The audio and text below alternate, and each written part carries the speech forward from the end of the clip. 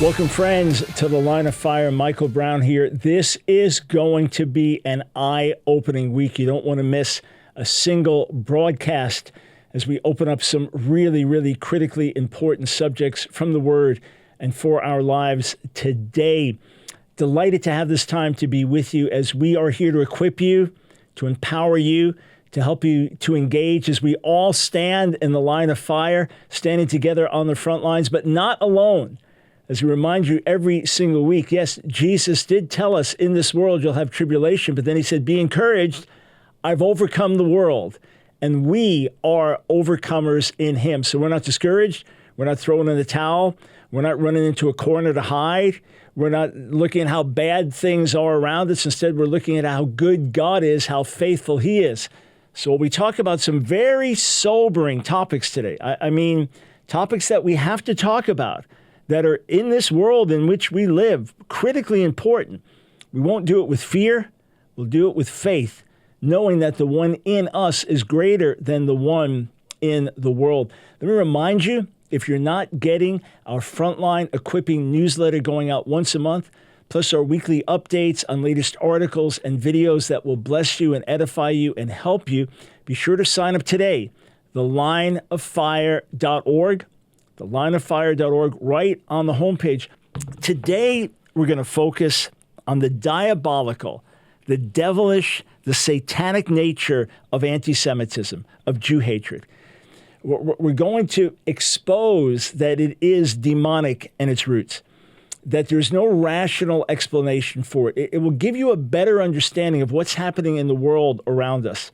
And we're going to be historical, we're going to be contemporary. We're going to ask some real basic questions as to the why of anti-Semitism. And this whole month, we've been focusing on the Jewish roots of the faith, why the salvation of Israel should matter to every believer, why the gospel is to the Jew first. We'll be talking about that later this week, why the gospel is to the Jew first, what that means, and how we can work together to see that happen. Today, we're going to talk about Satan's opposition to the plan of God. In short, if God, in fact, has chosen the Jewish people for a mission, does not guarantee the salvation of every individual Jew, never has. But if God has chosen the Jewish people for a distinct mission and purpose in the earth, then it's only logical that Satan will want to wipe the Jewish people out, especially if God has promised in his word, which he has. Many passages, in particular Jeremiah chapter 31, verses 35 to 37, Jeremiah 31, verses 35 to 37. If God, in fact, has promised to preserve his people Israel no matter what, then Satan wants to wipe the Jewish people out. Why? So he can make God into a liar. And if the Jewish people have a special mission in the earth, and part of that mission has to do even with receiving the Messiah when he returns, then obviously Satan wants to wipe the Jewish people out so that they cannot fulfill that mission. And it's no coincidence that out of the ashes of the Holocaust, the most overtly satanic effort to wipe the Jewish people off the planet, slaughtering 2 out of every 3 European Jews, wiping out 90% of Poland's Jews, the country with the largest Jewish population in the world. If these things could happen on that level, it's an evidence of Satan's horrific hatred of the Jewish people. It's no coincidence that out of the ashes of that, the modern state of Israel is birthed. I wrote this in chapter 15 of Our Hands Are Stained with Blood. With every fiber of his depraved, sinister being, Satan despises the Jews. He hates them with a perfect hatred. Their total destruction is his goal. He is the author of the spirit of anti-Semitism. There is no other way to explain the venomous hostility that has been hurled against the Jews by so many people in so many countries for so many years. Why the Jews? That's the question. Why the Jewish people? Why are they so uniquely hated? I gave lectures many years ago, one at Yale University at the invitation of Christian students there, one at Columbia University at the invitation of Christian students there. And my lectures were on the diabolical nature of anti-Semitism, to demonstrate that it was utterly irrational, to demonstrate that there was no logical explanation for it that connected all the dots. I went through the nature of it as the longest lasting hatred and the most widespread hatred, the most irrational hatred, the most vicious hatred. I went through all of that. And then I said, let's look at some of the different explanations for anti-Semitism. How is Jew hatred explained? We went through the scapegoat theory and economic theory and the religious theory and their different theory. And it would answer some of the anti-Semitism in the world. It would connect some of the dots, but not others. And when you go through each explanation, at the end of the day, you end up realizing, okay, I don't have an explanation that works for all of it. And then I gave my explanation. So remember, talking on college campuses where in some cases, you don't even want to talk about God, let alone the devil, that I was going to argue that the only rational explanation was that it was satanic.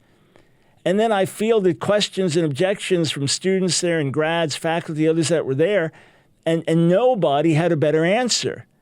And no one could refute what I was saying.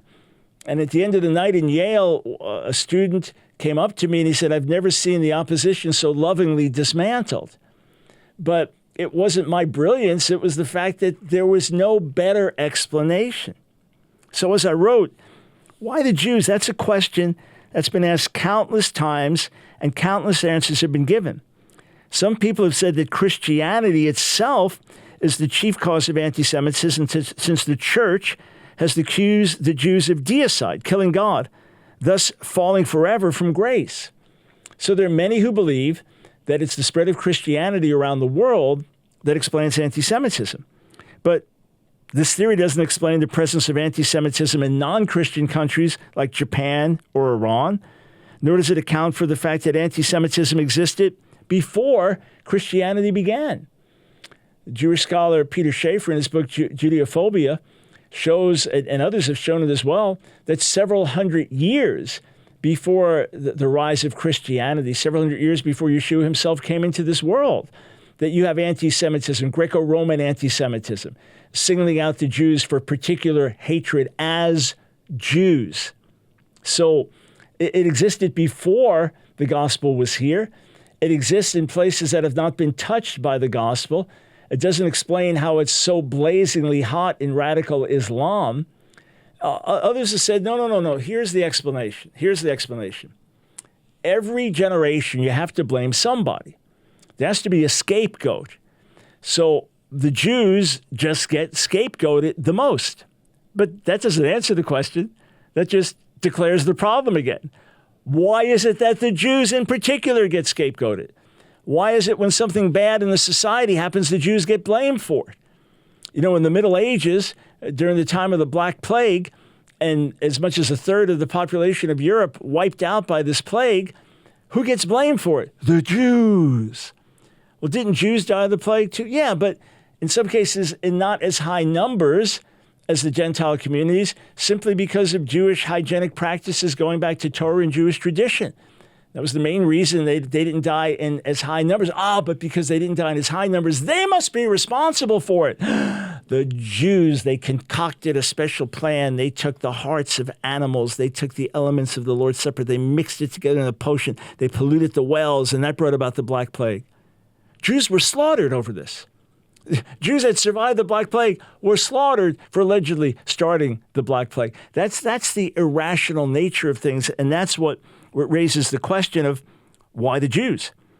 Why have the Jews been blamed for the Black Plague, for the spread of AIDS, for economic difficulties in communist Russia and capitalist America, for creating problems in the Catholic Church and the Protestant world?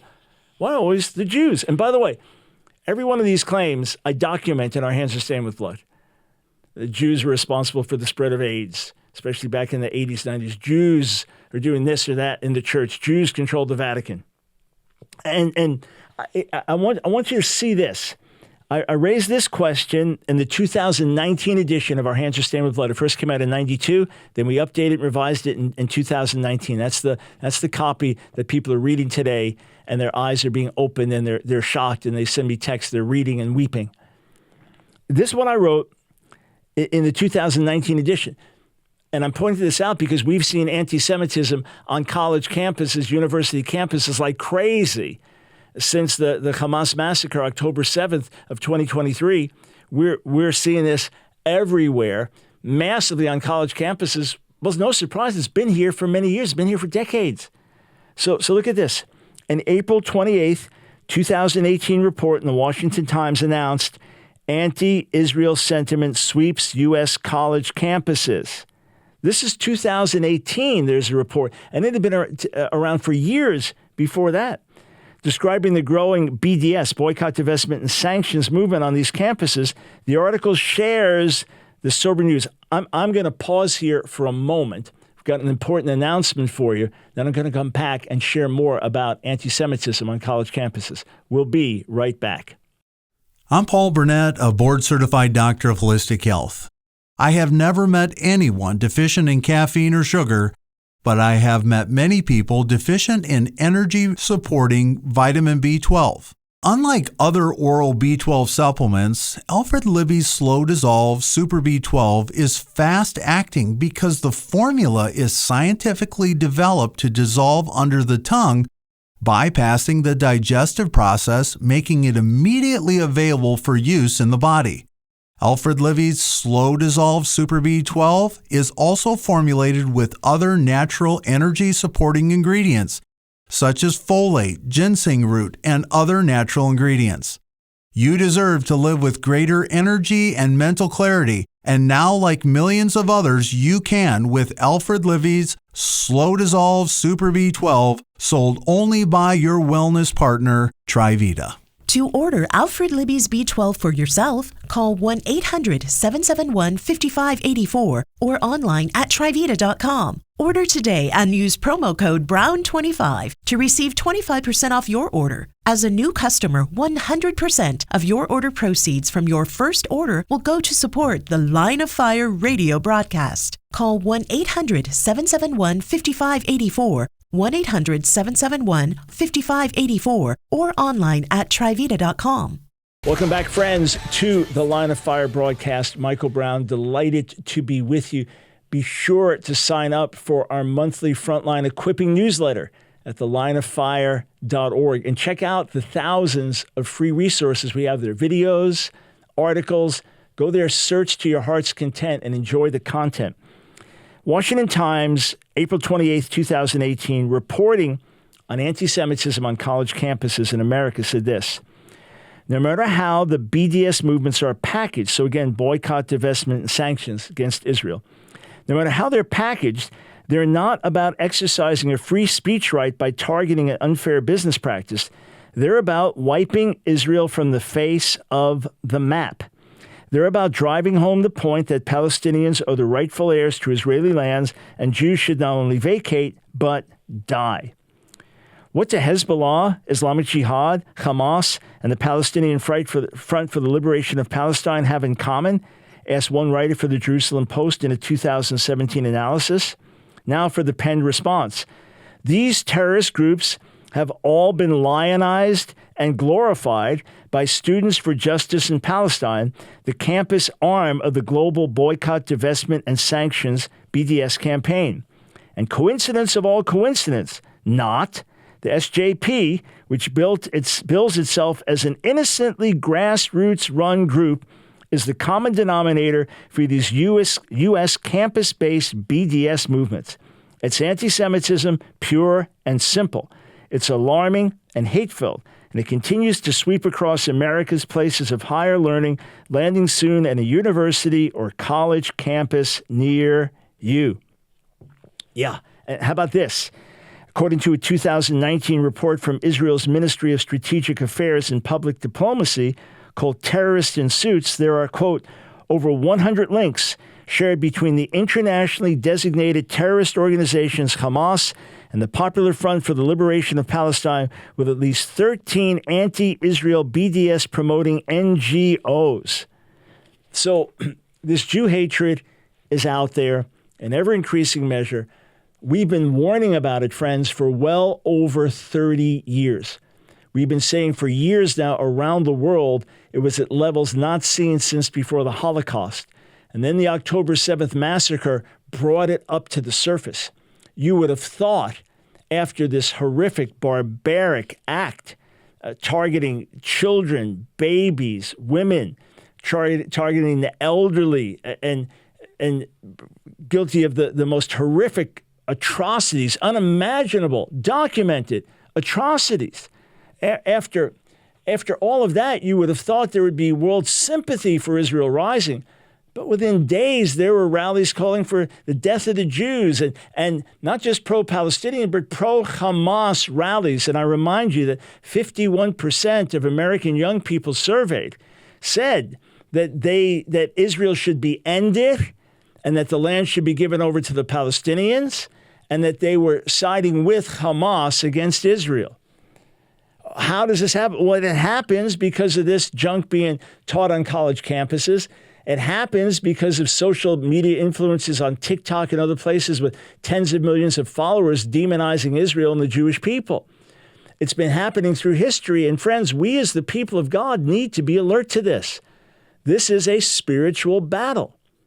No, Israel is far from perfect, just like America is far from perfect. Human beings are human beings, and the Jewish people are human beings. And we exemplify the best qualities of humanity and the worst qualities of humanity. If you go to a big cosmopolitan city like Tel Aviv, you'll feel like you're in a very worldly place, and you are. One of my colleagues works at a gym there in Tel Aviv, and he was telling me jokingly he's the only straight guy in the gym. Slight exaggeration, but Tel Aviv years back was voted by far the most gay-friendly city in the world. Israel's become known for producing gay porn. How about that? And yes, Israeli women serving the IDF get free abortions. I'm not making Israel sinless and perfect. And the very, very religious Jews, many of them deeply devoted, despise the very gospel we preach and understand Jesus in the worst possible terms as some sorcerer that led Israel astray with a straight line from the New Testament to the Holocaust. That's how little they know about the real gospel and how important it is that we demonstrate it and live it out. And Israel within it's got organized crime, it's got prostitution, it's got aggressive LGBTQ activism, so many things that conservative Christians would stand against. Yes, that's in Israel. And I'm sure you have your share of hypocrisy among the religious Jews, and then you have those Jews that are downright mean-spirited towards the Palestinians, the radical right-wingers that oppress those that they can in settlements and things like that. So, yeah, Israel's far from perfect. On the other hand, when it comes to seeking to operate at an ethical level, when it comes to seeking to give equal rights to all, when it comes to religious liberties and freedoms, Israel stands out among the surrounding nations like a beacon, loudly and clearly shining its light. And when Israel engages in war, yes, there are things that Israel does that are wrong and that go too far. You've got Israel, individual soldiers that do. But no nation on the planet makes more effort to protect civilians and to warn civilians and to only go after the bad guys. No one does this more than Israel. And yet Israel gets blamed for genocide and apartheid and you name it. And the UN passes resolution after resolution, the Security Council resolution after resolution against Israel. And for several years running, the UN Women's Rights, they publish a report at the end of the year. And several years running, they single out one nation for mistreatment of women. Israel. Israel. What kind of utter nonsense is that? You talk about a strong feminist, women's liberating culture. Israel as a whole has that.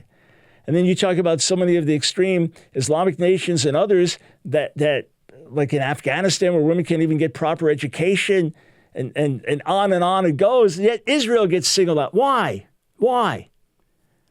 Think of this. When Jews have nothing, when they are the poorest of the poor, they are hated. When Jews have money, they are hated. When Jews are passive and don't fight, they're criticized. When Jews fight back, they're criticized. When Jews are religious, they're criticized. When Jews are irreligious, they're criticized. I document in great detail in Our Hands Are Stained with Blood, again, that there's no rational explanation for Jew hatred.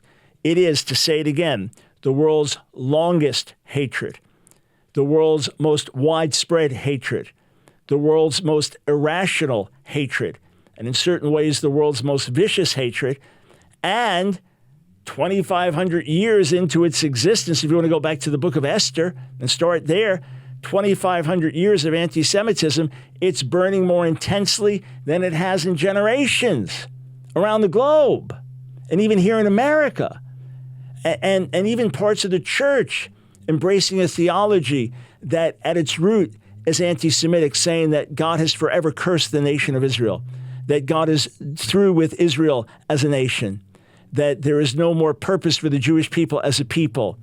And ultimately, those theologies embrace something that is diabolical and destructive and not from above.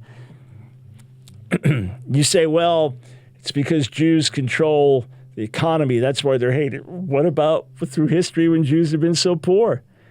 Well, it's because Jews have so much power. What about through so much of history where Jews have had no power? Well, it's because Jews are different because they're religious. Why aren't other different religious groups hated the same way? And what about when Jews are secular? They're hated just the same way. You can come up with all the explanations you want, but none of them ultimately work. Not a single one of these explanations ultimately works. The only explanation is this: Satan wants to wipe out the Jewish people. You say, but haven't the Jewish people come under divine judgment? Yes, we have. That's why we've been scattered among the nations and suffered what we've suffered. Yes, for sure. There has been some level of divine judgment that explains our suffering. But Satan has gone so far beyond that to bring about the destruction of the Jewish people. And we must recognize the works of Satan and combat the works of Satan in the name of Jesus, Yeshua. This is Dr. Michael Brown. Thanks so much for tuning in. Just a reminder that we are listener-supported. If we have been a blessing to you, if you're being enriched in the word and prayer in your own walk with God through this broadcast, then stand with us so that we can reach many, many more and bless many, many more. Together, friends, we're making a difference. So go to thelineoffire.org, thelineoffire.org, and click donate.